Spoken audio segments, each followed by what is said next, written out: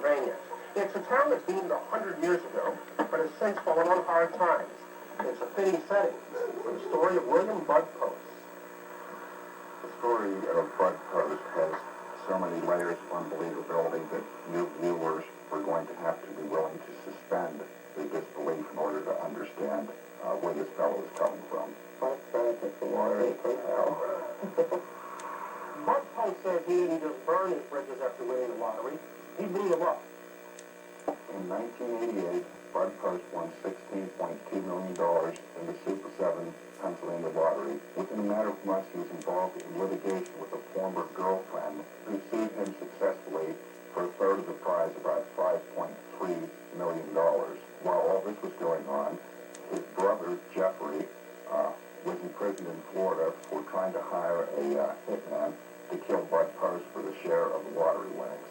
According to this newspaper, I and my brother supposedly broke into his home and stole $50,000 to $60,000 worth of cash and possessions. Well, he's been involved in any number of lawsuits and also some criminal activity. In the early 1990s, a bill collector came to collect on a car repair bill.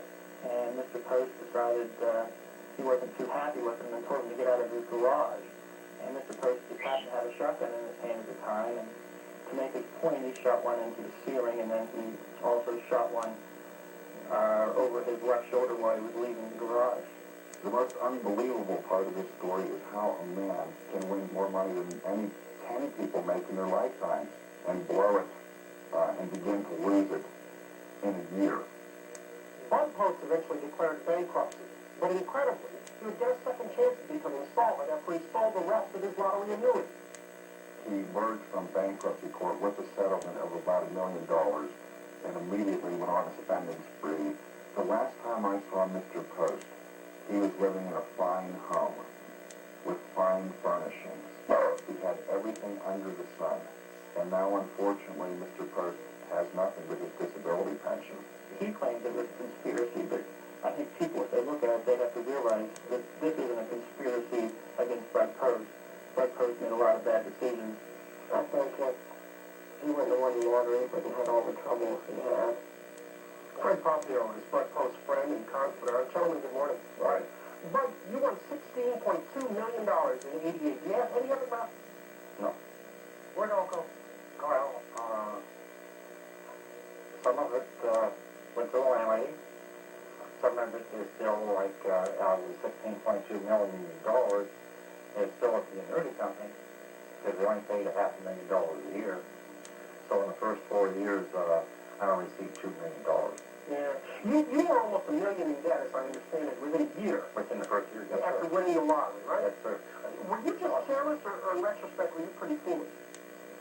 A little bit of both. Trying to please my family, trying to please my brothers and sisters, and I never got a chance to get to please my What do you children. mean trying to please them? I mean, your children and grandchildren say they never got pennies. No, And your brothers and your sister say they despise you. right, when I took the money off, yeah. So you weren't giving them some money. Yeah. And they despise you because they I got it off. I invested with them in that car business. I invested in a restaurant in Sarasota, Florida, car business in Sarasota, Florida, where I was buying cars in Pennsylvania, shipping them south of Florida, and Just didn't work for you. there was no money coming back. Frank, would it be fair to say you're Bud's only friend? I think last few years, that's true. What do you see in him that others don't? Well, Bud's always been honest with me, and I've never really had any problems business-wise with him.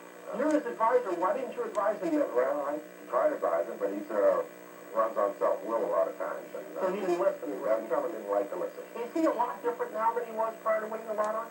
He's a much nicer guy. He's nicer. Much nicer guy. Yeah. Bud did not do well with having money. He has a compulsive personality. His life became totally unmanageable with that much money available. Yeah. But you've been married, correct me if I'm wrong, you've been married 8 times. That's right. Okay. You've been sued a number of times. Many times. Okay. You have a brother who tried to have you killed. Yes. Why do you seem to rub so many people the wrong way? I'm lucky, I guess. Were you this way? I mean, look, I looked it up, and just months before winning the lottery, you were here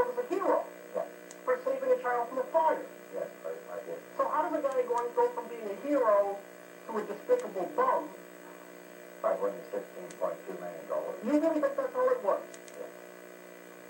I never changed, people changed. In other words, their perceptions of you changed. You didn't change in your attitudes towards them. No. You wound up suing a lot of people. Did you ever sue anybody before you won the I lottery? ended up suing people that are violating my civil rights. You sued the DA, you sued the judge, you sued the police Civil rights. officer, you sued the sheriff's office, you sued your relatives, you sued the Pennsylvania lottery. Did you ever sue anybody before this? That's totally I do. Okay, did you ever sue anybody before you won the money? No. No. They weren't interfering in my life or my civil rights either. Gotcha. Were you happier before you won the money? Absolutely happy. Yeah. You thought money was... I'm happy now. Well, I was going to say, you thought money was important. What's important to you now? Peace of mind. What do you live on? Financial? Yeah, that's supposed to be a good story. Do you play the lottery anymore? Well, I've only played. I only had played twice up to that time. You don't- I don't play. No, I don't play playing the lottery. Would you tell anybody else to? I have no advice for anybody who wants to play the lottery. You know, you do me no good. You know. Brett Post, Frank Papio. Guys, thanks.